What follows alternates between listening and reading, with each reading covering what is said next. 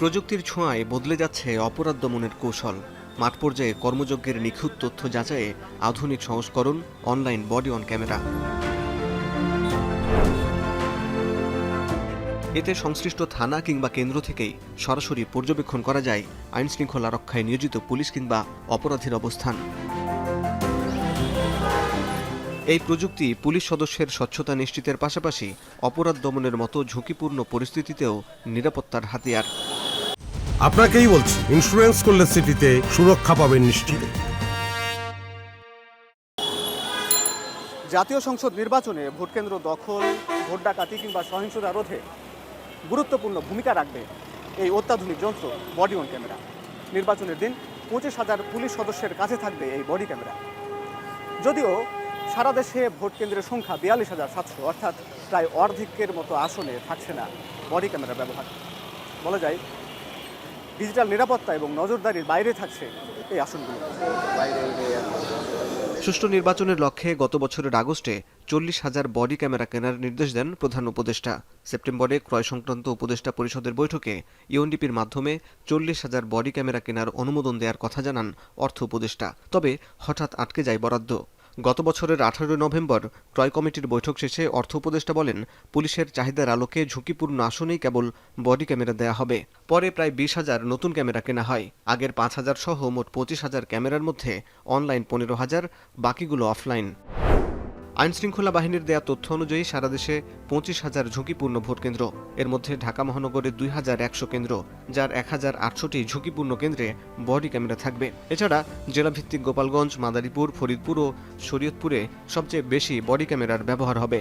সবচেয়ে কম ক্যামেরা থাকবে ঝালকাঠি জেলায়।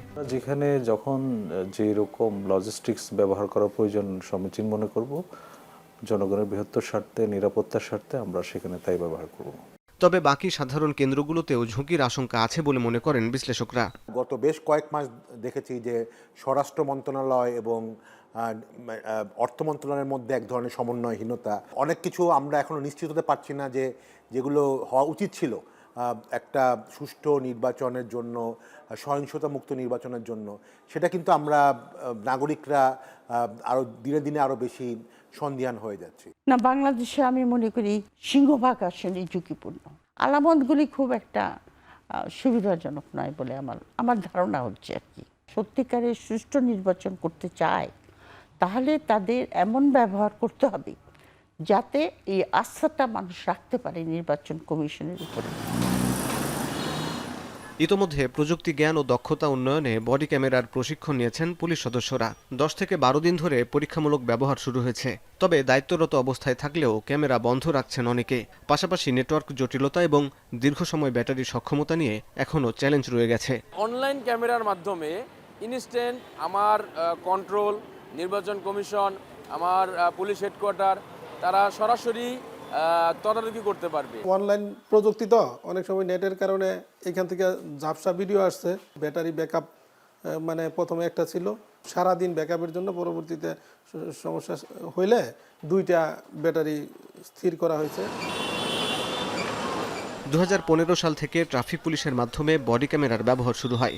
তবে অভিযোগ ওঠে, অসৎ উদ্দেশ্যে অনেকে নির্দিষ্ট কিছু সময় বডি ক্যামেরা বন্ধ রাখেন। তাই জনগণের আমানত, ভোটের নিরাপত্তা নিশ্চিতে পুলিশ সদস্যদের সততা ও দক্ষতার পরিচয় দেওয়ার আহ্বান সর্বস্তরের মানুষের।